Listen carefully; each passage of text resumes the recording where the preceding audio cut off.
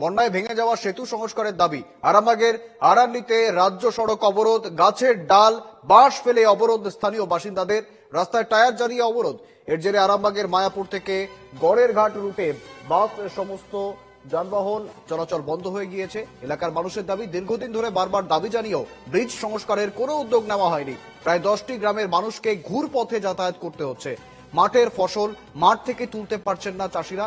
কয়েক মাস আগে এই দাবিতেই রাস্তা অবরোধ করা হয়েছিল, তাই ব্রিজ সংস্কারের লিখিত প্রতিশ্রুতি না পেলে এই অবরোধ উঠবে না। প্রায় 2.5 ঘন্টা ধরে এখনো অবরোধ চলছে।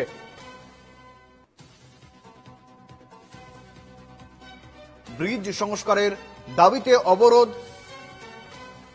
বন্যায় ভেঙে যাওয়া সেতু সংস্কারের দাবি। আরামবাগের আরান্ডিতে রাজ্য সড়ক অবরোধ, গাছের ডাল বাঁশ ফেলে অবরোধ স্থানীয় বাসিন্দাদের, রাস্তায় টায়ার জ্বালিয়ে অবরোধ। এর জেরে আরামবাগের মায়াপুর থেকে গড়ের ঘাট পর্যন্ত সমস্ত বাস এবং অন্যান্য যানবাহন চলাচল বন্ধ হয়ে গিয়েছে। একেবারে এলাকার মানুষের দাবি, দীর্ঘদিন ধরে বারবার জানিয়েও ব্রিজ সংস্কারের কোনো উদ্যোগ নেওয়া হয়নি। প্রায় 10টি গ্রামের মানুষকে ঘুরপথে যাতায়াত করতে হচ্ছে।